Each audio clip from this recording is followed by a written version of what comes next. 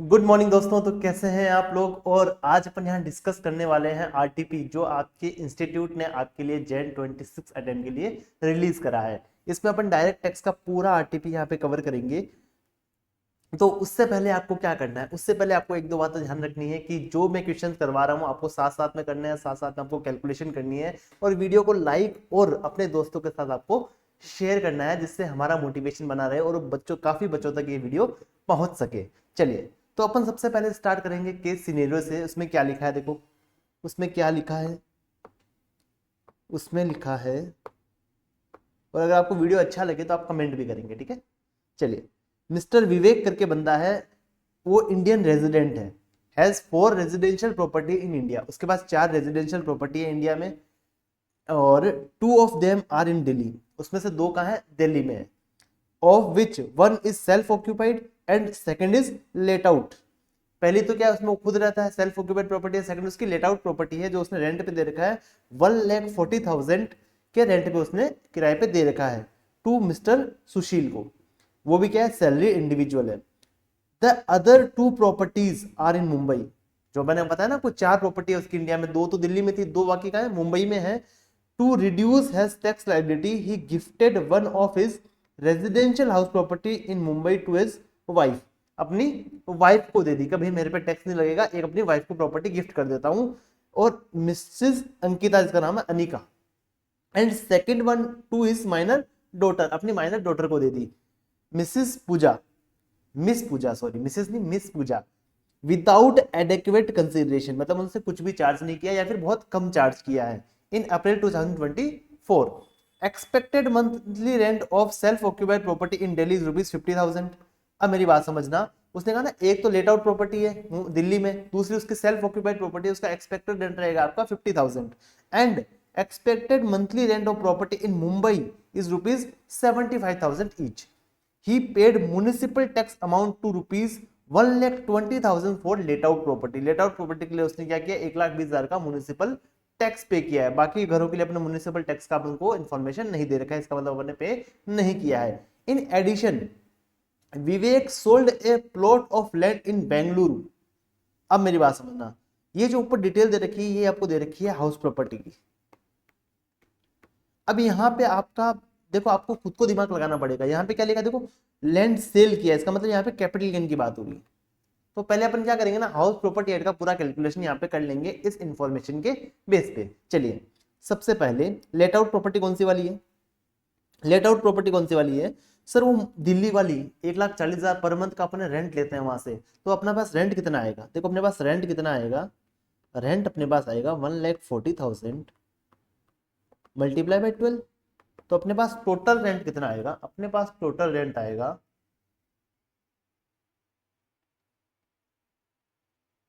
1,40,000 multiply by 12, 16,80,000। 16,80,000 अपने पास total rent यहाँ पे आने वाला है, ठीक है। उसके बाद मेरी बात समझना, इसमें अपन को और क्या इन्फॉर्मेशन दे रखा है, अपन को दे रखा है सर 1,20,000 अपन ने म्युनिसिपल टैक्स पे किया है। अपन ने क्या किया, म्युनिसिपल टैक्स पे किया, ये लेस कर देंगे म्युनिसिपल टैक्स। 1,20,000 अपन ने यहाँ पे लेस कर दिया। अब अपने पास आफ्टर टैक्स कितना बचा अमाउंट, अपने पास आफ्टर टैक्स बचा है 15,60,000। बराबर बराबर सर। फिर इसमें पता आपको 30% स्टैंडर्ड डिडक्शन मिलता है। हाउस प्रॉपर्टी एड में आपने पढ़ा होगा, तो इसमें से 30% आप लेस कर दोगे। तो सर 15,60,000 का 30% आएगा हमारे पास 4,68,000। ये अपन ने लेस कर दिया। तो अपने पास अब जो इनकम बचा है वो आएगा 10,92,000। बराबर, ये तो हो गया लेट आउट प्रॉपर्टी का। अब बात करते हैं सर सेल्फ ऑक्यूपाइड प्रॉपर्टी की। अब पता है ना आपको, 2 घर तक आपको अलाउड है, आप उसको सेल्फ ऑक्यूपाइड मान के उसका जीएवी 0 मान के एनएवी 0 करके आपको कोई भी टैक्स पे करना नहीं है। बाकी जो 2 से ज्यादा वाले घर हैं सेल्फ ऑक्यूपाइड, उनमें आपको क्या करना पड़ेगा, उनमें आपको एक्सपेक्टेड रेंट के हिसाब से आपको, सॉरी जो आपका, हाँ एक्सपेक्टेड रेंट के हिसाब से आपको कैलकुलेशन करना पड़ेगा। उस पर अगर टैक्स बनता है तो आपको टैक्स भी पे करना पड़ेगा। तो मेरी बात समझना, मुंबई वाले घरों का एक्सपेक्टेड रेंट है 75,000 per month.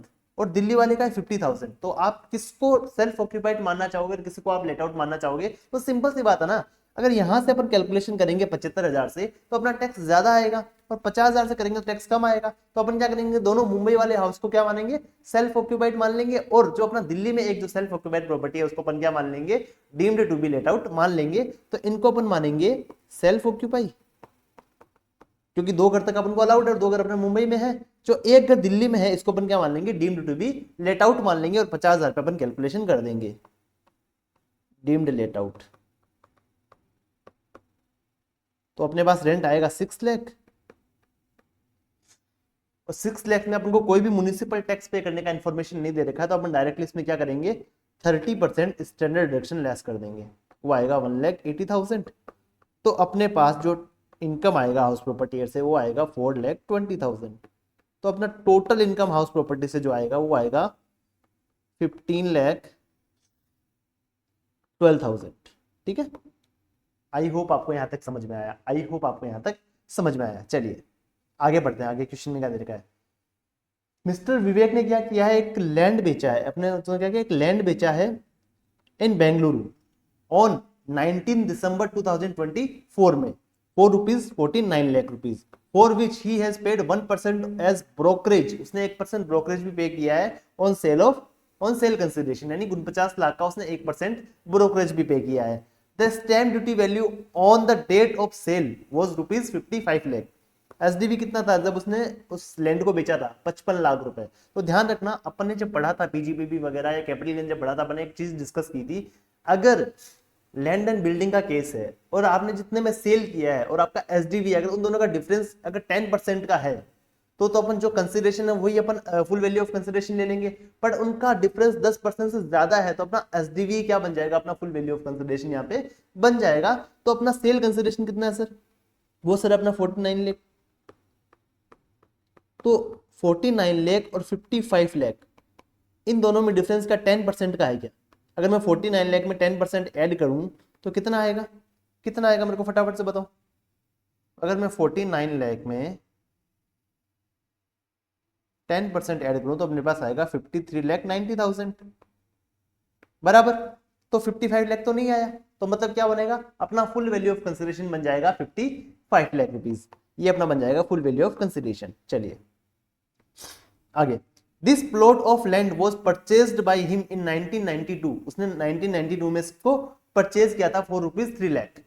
The fair market value and stamp duty value on of this plot of land as on 1 April 2001 was 7.2 lakh rupees और 7 लाख रुपीज। तो अपना एफएमवी कितना होगा, अपना एफएमवी है 7.2 लाख रुपीज और एसडीवी अपना रहेगा 7 लाख रुपीज ऑन 1 अप्रैल 2001 में। अब मेरी बात समझना, अपन को पता है ना 1 अप्रैल का अपन वैल्यू लेते हैं 2001 का, बट लैंड एंड बिल्डिंग के केस में आपका जो फेयर मार्केट वैल्यू आएगा 1 अप्रैल का वो आपका एसडीवी से ज्यादा नहीं हो सकता, यानी कि आप मैक्सिमम एसडीवी तक ही क्लेम कर सकते हो। तो आपको कॉस्ट ऑफ लैंड जो मानना पड़ेगा वो आपको मानना पड़ेगा 7 लाख रुपए, तो आपको मानना पड़ेगा आपको 7 लाख रुपए। तो यहाँ पे अगर अपन बात करें आपका कैपिटल गेन कितना आएगा, यहाँ पे आपका कैपिटल गेन कितना आएगा, तो सर आपका कैपिटल गेन यहाँ पे आएगा, यहाँ पे सर हमारा कैपिटल गेन आएगा, अपना फुल वैल्यू ऑफ कंसिडरेशन रहेगा 55 लाख रुपए। इसमें से अपन ट्रांसफर एक्सपेंस लेस कर देंगे। सर ट्रांसफर एक्सपेंस कहाँ हुए हैं, यहाँ हुए ना 1% ब्रोकरेज पे किया आपने, तो 49 लाख रुपीज का 1%, क्या सर 55 लाख का लेंगे? नहीं नहीं, ये हमेशा उसी वैल्यू का लेता है जो अपनी सेल कंसिडरेशन है। ध्यान रखना, ब्रोकरेज हमेशा अपन सेल कंसिडरेशन पे करते हैं, तो 49 लाख का ये 1% होगा। बाकी कैलकुलेशन के लिए अपन फुल वैल्यू ऑफ कंसिडरेशन यहाँ पे 55 लाख लेने वाले हैं। तो 49 लाख का 1% होता है 49,000, तो यहाँ पे लेस कर देंगे 49,000। तो अपने पास नेट कंसिडरेशन आ जाएगा, कितना आएगा सर 54,51,000। इसमें से अपन लेस कर देंगे, इसमें से अपन लेस कर देंगे कॉस्ट ऑफ एक्विजिशन, तो अपन कॉस्ट ऑफ एक्विजिशन रहेगा यहाँ पे 7 लाख रुपए। तो सर क्या हम इंडेक्सेशन करेंगे? आंसर इज नो, क्योंकि हमने ट्रांसफर कब किया है 19/12/2024। क्या सर जुलाई के बाद में है, सर क्या 23 जुलाई के बाद में? Answer is yes. तो इसको अपन यहाँ पे इंडेक्सेशन अपन यहाँ पे नहीं लेने वाले हैं, तो अपन यहाँ पे लेस करेंगे 7 लाख रुपए। तो अपने पास आ जाएगा कैपिटल गेन जो अपना होगा लॉन्ग टर्म, कितना आएगा 47,51,000। ये अपना लॉन्ग टर्म कैपिटल गेन यहाँ पे आ जाएगा। आई होप आपको यहाँ तक समझ में आया। आगे देखते हैं क्या लिखा है further. He taken life insurance policy, उसने लाइफ इंश्योरेंस पॉलिसी लिया है, policy A 15 May 2023 and policy B on 1 July 2023 for 10 years with a sum assured of rupees 35 lakh and 25 lakh respectively. The annual premium payable on this policy is rupees 3.5 lakh and 2.5 lakh respectively. अब मेरी बात समझना, जो उसने दो policy ली, एक 35 लाख वाली, एक 25 लाख वाली, तो 35 लाख का जो प्रीमियम पे करता है पूरे साल का वो करता है 3.5 लाख, और जो दूसरी पॉलिसी है 25 लाख वाली उसका प्रीमियम पे करता है 2.5 लाख। अब मेरी बात समझना, अगर आपने पॉलिसी 1 फरवरी 2023 के बाद में लिया है और आपका प्रीमियम पूरे साल का मिला के 5 लाख से ज्यादा है, तो आपका जो मैच्योरिटी है वो आपका टैक्सेबल होने वाला है, जो मैच्योरिटी आपका टैक्सेबल होने वाला है। अब मेरी बात समझना, तो अगर इन दोनों को ऐड कर दें तो अपना प्रीमियम 5 लाख से ज्यादा होगा, तो इन दोनों पॉलिसी में से अपन एक पॉलिसी क्या सकते हैं, एग्जेम्प्ट ले सकते हैं, दूसरा वाला आपका टैक्सेबल हो जाएगा, दूसरा वाला अपना क्या हो जाएगा, टैक्सेबल हो जाएगा, उसका जो आएगा ना लास्ट में जो अमाउंट वो भी इसका टैक्सेबल रहने वाला है। चलिए, और इसके पता LIC है तो अपन को ATC का रिडक्शन मिल जाएगा। सर ATC कितना मिलेगा, अपन को मैक्सिमम इनका 1.5 लाख रुपए मिल जाएगा, क्योंकि अपना प्रीमियम तो बहुत ज्यादा है, तो अपन को 1.5 लाख का यहाँ पे ATC का रिडक्शन भी मिल जाएगा। अब देखो आगे क्या लिखा है, mister Vivek has opted out of default tax regime under section 115 BAC, मतलब वो नॉर्मल प्रोविजन से टैक्स पे कर रहा है, 115 BAC से वो टैक्स पे नहीं कर रहा है।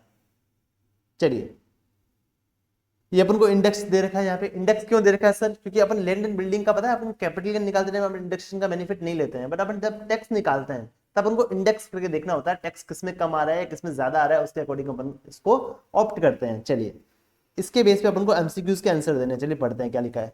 Compute the income taxable under the head income from house property, house property head में कितना अपना इनकम टैक्सेबल होने वाला है, तो अपन ने यहाँ पे निकाला था 15,12,000, कहाँ दे रखा है आंसर, सर आंसर अपना बी वाला दे रखा है, चलिए अपन बी वाले को यहाँ पे टिक कर देते हैं। चलिए next, compute the income taxable under the head capital gain, capital gain में कितना इनकम टैक्सेबल होगा, कैपिटल गेन में अपना कितना इनकम टैक्सेबल होगा। चलिए एक लाइन और है वो पढ़ना भूल गया, चलो एक लाइन और है मैं पढ़ना भूल गया।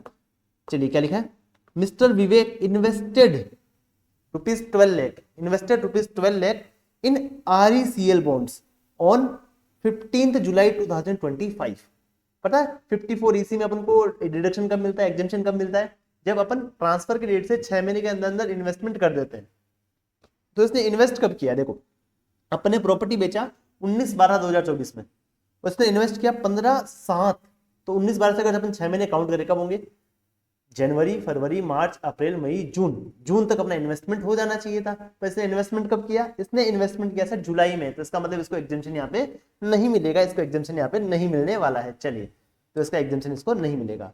तो कैपिटल गेन एड में कितना इनकम टैक्सेबल होगा सर, 47,51,000, 47,51,000 वाला ऑप्शन अपना सही हो जाएगा, यहाँ पे ऑप्शन अपना डी वाला यहाँ पे करेक्ट हो जाएगा। चलिए अगला क्या लिखा है, देखो determine the amount of tax credit to be available, इसको टैक्स क्रेडिट कितना अवेलेबल होगा to mister Vivek for the financial year 24-25 if tax has been deducted by deductor. अगर सामने वाला को इसका टैक्स का टीडीएस काटता है, इसका जो इसको पे कर रहा है उसका टीडीएस काटता है, तो इसको कितना टीडीएस यहाँ पे इसका कटने वाला है पूरे साल में। अब मेरी बात समझना अब मेरी बात समझना, सबसे पहले तो किस किस पे टीडीएस कटेगा, एक तो ये प्रॉपर्टी बेच रहा है जिसका वैल्यू इसका 50 लाख से ज्यादा है, इसका एसडीवी या फेयर मार्केट वैल्यू में से 50 लाख से ज्यादा है, उस पर 1% का टीडीएस कटेगा, इस पे 1% का टीडीएस कटा होगा, तो कितने पे टीडीएस कटा होगा सर, 55 लाख का 1% टीडीएस का कटा होगा, कितना कटा होगा सर, 55,000 रुपए, इसका यहाँ पे इसका 55,000 रुपए टीडीएस कटा होगा। और सेकेंडली इसका रेंट पे टीडीएस कटा होगा। सर रेंट पे टीडीएस कैसे कटेगा, ये तो इंडिविजुअल है ना, ये तो इंडिविजुअल है, ये तो वो अपना प्रोफेसर है, ये टीडीएस कैसे काट सकता है। अब मेरी बात समझना, अपन बुक पे चलते हैं, अपन कहाँ चलते हैं, अपन बुक पे चलते हैं, मैं आपको बताता हूँ कॉन्सेप्ट अपन ने कहाँ देखा था, ये वाला अपन ने ये कॉन्सेप्ट देखा था टीडीएस वाले चैप्टर में, राइट। देखो क्या लिखा है,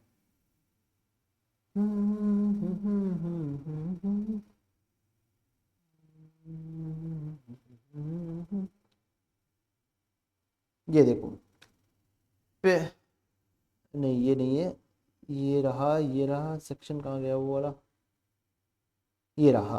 देखो क्या लिखा है, 194 IB, 194 IB में क्या लिखा है, payment of rent by professor, मतलब वो प्रोफेसर है, उसका बिजनेस का टर्नओवर 1 करोड़ से ज्यादा नहीं, क्योंकि वो सैलरीड इंडिविजुअल है। अगर वो पे करता है किसी रेजिडेंट बंदे को, तो उसको 2% के उसको टीडीएस काटना पड़ेगा अप टू रुपीज। अगर वो क्या करता है, 50,000 पर मंथ से ज्यादा से रेंट पे करता है, तो अगर 50,000 पर मंथ के ज्यादा से अगर वो रेंट पे करता है, तो वो रेंट कितना पे कर रहा है, वो रेंट पे कर रहा है सर 1,40,000 पर मंथ का रेंट पे कर रहा है, तो उसको 2% का टीडीएस काटना पड़ेगा, उसको 2% का टीडीएस काटना पड़ेगा। वो किस पे काटेगा टीडीएस, वो 16,80,000 का 2% टीडीएस काट लेगा, वो 16,80,000 का वो 2% टीडीएस काट लेगा। तो कितना आता है सर, 16,80,000 का 2% टीडीएस सर 33,600 रुपए काट लेगा यहाँ पे। सर वो 33,600 रुपए यहाँ पे टीडीएस काट लेगा, यहाँ पे 33,600 रुपए वो टीडीएस काट लेने वाला है। आई होप आपको यहाँ तक समझ में आया, आई होप आपको यहाँ तक समझ में आया। चलिए सर ये तो समझ गए हम, जो प्रॉपर्टी पे टीडीएस काटा है वो 194, आइए देख लो। ट्रांसफर ऑफ इमूवेबल प्रॉपर्टी, अगर आपका एसडीवी या सेल कंसिडरेशन में से कोई भी अगर 50 लाख से ज्यादा है, तो आपको 1% का टीडीएस यहाँ पे काटना रहता है। तो यहाँ पे अपन ने टीडीएस कितना काट लिया सर, यहाँ पे 33,600 यहाँ पे टीडीएस कट गया और 55,000 यहाँ पे टीडीएस कट गया। तो अपना टोटल जो टीडीएस कटा है वो कटा है अपना 88,600, 88,600 अपना यहाँ पे टीडीएस कट चुका है। चलिए अपना आंसर ये वाला यहाँ पे सही हो जाएगा। चलिए नेक्स्ट बात करते हैं, question number 4। In financial year 2033 और 34 mister Vivek received the maturity proceed from the both the policies, उनसे उनको पैसा मिला, एक से मिला है 40 लाख रुपए, एक से मिला है 27 लाख रुपए। Considering the most beneficial to mister Vivek which of the following statement is correct, इसमें से कौन सा करेक्ट है। देखो मैं आपको पहले ही बोल चुका हूं कि दोनों पॉलिसी आपकी एग्जेम्प्ट नहीं हो सकती, उसमें से एक पॉलिसी आपकी एग्जेम्प्ट रहेगी और एक वाली आपकी क्या रहेगी, टैक्सेबल रहने वाली है इसका मैच्योरिटी। तो पहले क्या लिखा है, the maturity proceed from both A and B is exempt, गलत है भाई, दोनों एग्जेम्प्ट नहीं हो सकते। The maturity proceed from policy A is exempt but the policy B is taxable. अब मेरी बात समझना, अब प्रीमियम किसका ज्यादा, अमाउंट किसका ज्यादा मिल रहा है, इसका 40 लाख मिल रहा है, तो ए को एग्जेम्प्ट करना सही है अपने लिए और बी को अपना टैक्सेबल करना सही है, क्योंकि बी का अमाउंट कम है, टैक्स कम बनेगा, तो अपन बी वाले आंसर को यहाँ पे टिक कर देंगे। चलिए फिफ्थ वाला क्या बोलता है, कंप्यूट द टैक्स लाइबिलिटी, आपको टैक्स लाइबिलिटी निकालना है यहाँ पे। तो टैक्स लाइबिलिटी निकालने से पहले अपन क्या करेंगे, यहाँ पे उनका जीटीआई निकालेंगे। जीटीआई कैसे निकालेंगे सर, अपन वही अपना फॉर्मूला लगाएंगे। कौन सा वाला फॉर्मूला सर, वो नॉर्मली अपन जो लगाते हैं, यहाँ पे फॉर्मेट बनाएंगे, इनकम फ्रॉम सैलरी से, income from house property, income from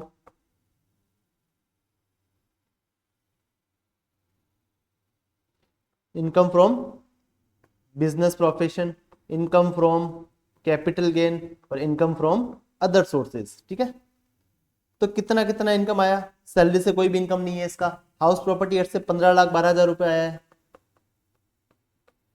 business and profession से कोई इनकम नहीं है, कैपिटल गेन से इसका इनकम है 47,51,000, कैपिटल गेन से इसका इनकम अपन देख चुके हैं, और अपना अदर सोर्सेज का कोई भी इनकम इसका नहीं है। आई होप यहाँ तक अपन को क्लियर है, आई होप आपको यहाँ तक क्लियर है। ठीक है, कितना इनकम है इसका, चलिए सब टोटल कर देंगे अपन। टोटल कितना आएगा अपना सर, अपना टोटल आएगा 15,12,000 प्लस 47,51,000, अपना टोटल आएगा 62,63,000।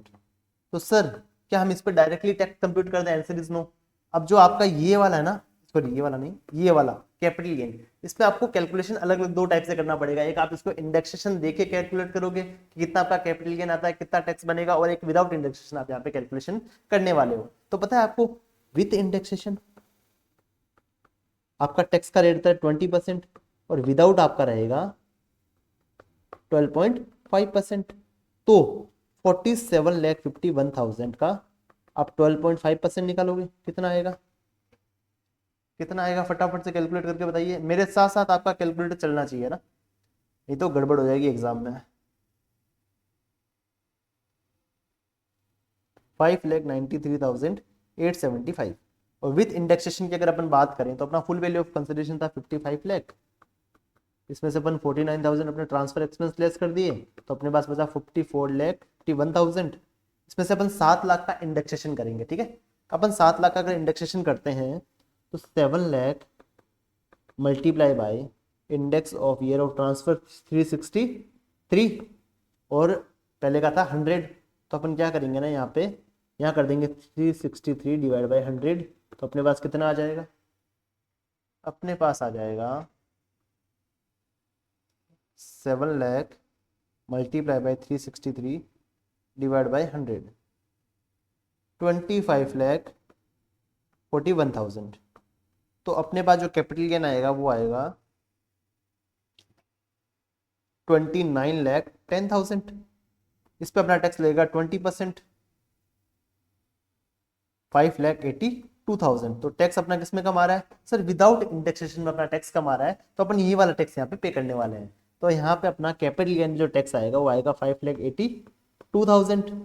ठीक है, अब मेरी बात समझना, सर क्या 15,12,000 पे हमको टैक्स निकालना है, answer is yes, normal provision से टैक्स निकालना है। तो अब मेरी बात समझना, ये अपना जीटीआई है, इसमें से अपन लेस कर देंगे डिडक्शन, एटीसी का अपन को मिलने वाला है 1.5 लाख रुपए का, जब अपन नॉर्मल प्रोविजन से टैक्स पे कर रहे हैं। तो अपना इनकम आएगा 62,63,000 माइनस 1.5 लाख रुपए, तो अपना इनकम आएगा 61,13,000। ये अपना है एनटीआई, नेट टोटल इनकम। अब मेरी बात समझना आप लोग, अब मेरे को फटाफट से इसका कोई टैक्स निकाल के बता दे तो मैं उसको मान जाऊंगा कि भाई बंदे ने अच्छा काम किया। टैक्स कैपिटल गेन पे अपना आएगा 5,82,000, 5,82,000 अपना यहाँ पे टैक्स आने वाला है। चलिए, अब अदर इनकम पे कितना टैक्स आएगा सर, अदर पे अपना टैक्स आएगा, देखो 15,12,000 तो अपना इनकम था, उसमें से अपन को 1.5 लाख का एटीसी का रिडक्शन मिल गया। सर क्या एटीसी का रिडक्शन कैपिटल गेन के अगेंस्ट में नहीं मिलता है क्या, आंसर नहीं मिलता है। मैं आपको कैपिटल गेन जब मैंने आपको चैप्टर पढ़ाया तभी मैंने आपको बताया था कि कोई भी एटीसी कोई भी चैप्टर 6A का रिडक्शन आपको कैपिटल गेन इनकम के अगेंस्ट में नहीं मिलता है, उस पर आपका डायरेक्टली टैक्स लगने वाला है। तो यहाँ पे आपका आफ्टर दिस डिडक्शन आपका इनकम बचेगा, आफ्टर दिस डिडक्शन आपका इनकम बचेगा 13,62,000। इसमें आपका इन टैक्स लग लेगा, माइनस कर देंगे इसमें से 10 लाख रुपए, तो आपका 3,62,000 पे आपका 30% और 30% ऑफ 3,62,000 और बाकी 10 लाख पे आपका जो टैक्स आता है वो कितना आएगा, इस पे आएगा 1,08,000 रुपये और 10 लाख पे आपका था 1,12,500। तो आपका टोटल जो टैक्स आ जाएगा वो आएगा 2,21,100। ये आपका टैक्स आता है, यहाँ पे टोटल आएगा 582, 8,03,100 रुपये आपका यहाँ पे टैक्स आ जाएगा। अब मेरी बात समझना, इसमें अपन 4% एजुकेशन सेस ऐड कर देंगे तो अपना क्वेश्चन का आंसर यहाँ पे आ जाएगा। अब मेरी बात समझना, यहाँ पे बच्चे गड़बड़ कर देते हैं, कैसे सर, सर आपका एनटीआई कितना है, सर हमारा एनटीआई 61 लाख, क्या सर 50 लाख से ज्यादा है क्या, आंसर इज यस। तो हमको क्या सरचार्ज पे करना पड़ेगा, आंसर इज यस। हमको यहाँ पे 10% का हमको सरचार्ज भी यहाँ पे करना पड़ेगा, तो अपन ऐड कर देंगे 10% का सरचार्ज। कितना आएगा, कितना आएगा सर, इसमें हम ऐड कर देंगे 10% का सरचार्ज। तो 10% ऐड करने के बाद अपना टैक्स जो आएगा वो आएगा 8,83,410। अब इसमें ऐड कर देंगे 4% हेल्थ एंड एजुकेशन सेस, इसमें ऐड कर देंगे, ये को हटा दूं मैं यहाँ से, इसमें ऐड कर देंगे अपन 4% हेल्थ एंड एजुकेशन सेस। तो अपने ऐड करने के बाद अपना जो टैक्स आएगा वो आएगा 9,18,746। इसको अपन लिख सकते हैं 9,18,750। ये अपना यहाँ पे टैक्स आने वाला है, ये अपना यहाँ पे टैक्स आने वाला है। तो अपना इसमें से आंसर कहाँ दे रखा है सर, आंसर अपन को सी वाला यहाँ पे दे रखा है, आंसर अपन को यहाँ पे सी वाला दे रखा है। एक है फटाफट से अपन आंसर अपने आंसर बुक से मैच कर लेते हैं ना। तो पहले का अपन आंसर दिया है बी, सेकंड का डी, थर्ड का ए, फोर्थ का बी और फिफ्थ का सी। चलिए एक और मैच कर लेते हैं अपन आंसर्स को, बी, डी, ए, बी और सी, अपने सारे आंसर करेक्ट है, अपन को पूरे के पूरे मार्क्स यहाँ पे मिलने वाले हैं।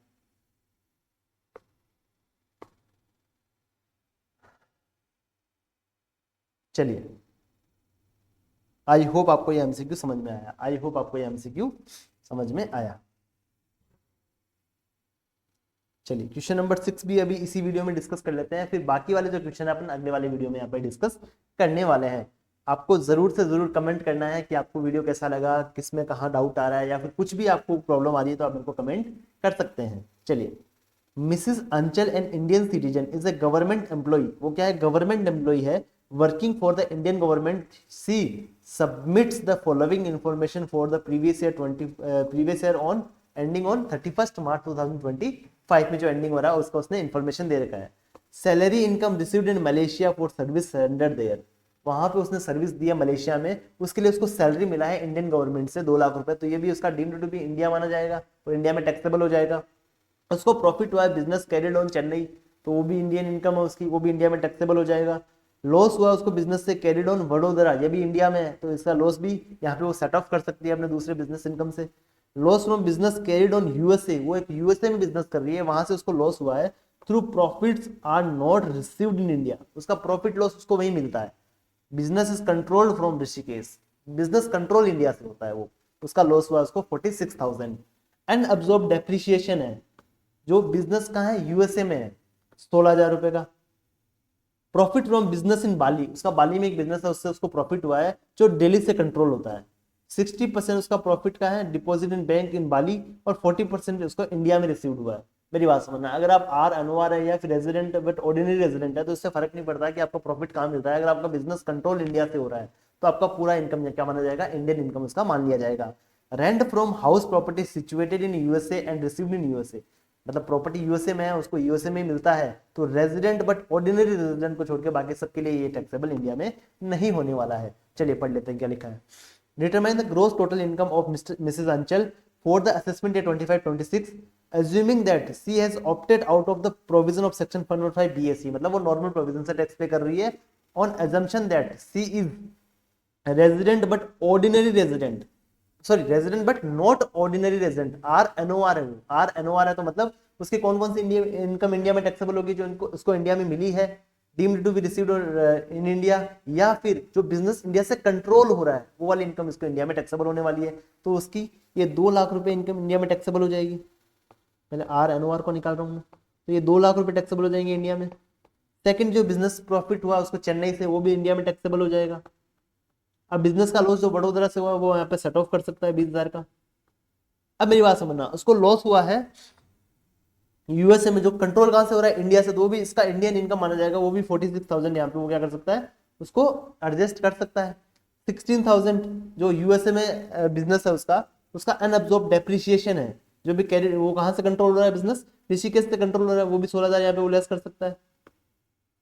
अगला, profit from business in Bali control from Delhi, ये भी 70,000 इसका इंडिया में टैक्सेबल हो जाएगा। 1,92,000 इसका इंडिया में टैक्सेबल नहीं होगा। एक बार फटाफट से मैं आपको आंसर से इसको रिव्यू करवा देता हूँ।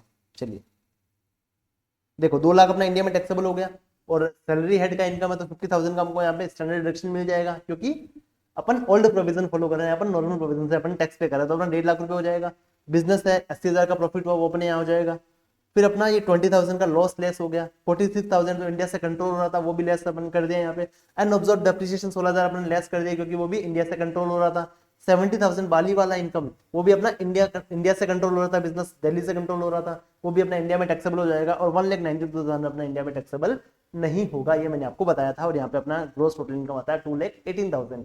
अब सेकंड कह रहा है आपको ये मानना है कि ये नॉन रेजिडेंट है, आपको टैक्स निकालना है, आपको नॉन रेजिडेंट मान के इसका टैक्स निकालना है। तो कैसे निकालेंगे, अब मेरी बात समझना, आपका जो, अगर आप नॉन रेजिडेंट मानते हो तो आपका ओनली इंडियन इनकम आपका इंडिया में टैक्सेबल होगा, जो कंट्रोल इंडिया से रहा वो आपका इंडिया में टैक्सेबल नहीं होगा। तो आपका 2 लाख इंडिया में टैक्सेबल हो जाएगा, 80,000 टैक्सेबल हो जाएगा, इसका आपको रिडक्शन मिल जाएगा। बट ये वाला इनकम आपका इंडिया में टैक्सेबल नहीं होगा, क्योंकि जो बिजनेस कंट्रोल इंडिया है वो ओनली आर एनओआर के लिए इंडिया में टैक्सेबल होता है, नॉन रेजिडेंट के लिए इंडिया में टैक्सेबल नहीं होता है। अब मेरी बात समझना, ओनली इसका ये 3 इनकम यानी कि 2,80,000 और उसमें से अपन 20,000 लेस कर देंगे तो अपना नॉन रेजिडेंट के लिए इनकम आ जाएगा। देखो क्या लिखा है, 2,50,000 का अपने रिडक्शन दे दिया तो 1.5 लाख रुपए हो गया, 80,000 का इनकम, और 20,000 का हमको यहाँ डिडक्शन दे दिया है। और ये जो इनकम था बाली वाला उसमें बताया ना 60% आपको इंडिया के बाहर मिला था, 40% आपको इंडिया में रिसीव्ड हुआ था। जो 40% इंडिया में रिसीव्ड हुआ ना वो आपका इंडिया में टैक्सेबल हो जाएगा। तो 70,000 का 40% जो इंडिया में उसको रिसीव्ड हुआ था वो आपका इंडिया में टैक्सेबल हो जाएगा। तो आपका जो ग्रोस टोटल इनकम आएगा यहाँ पे 2,38,000 यहाँ पे आने वाला है। चलिए, तो अपना ये आरटीपी का पार्ट 1 अपनी यहीं पे कंप्लीट करते हैं, पार्ट 1 अपनी यहीं पे कंप्लीट करते हैं। पार्ट 2 में जो आपका 7th 8th 9th और 10th तो 4 क्वेश्चन बचे हुए हैं वो अपन यहाँ पे डिस्कस कर लेंगे। चलिए आज के लिए थैंक यू।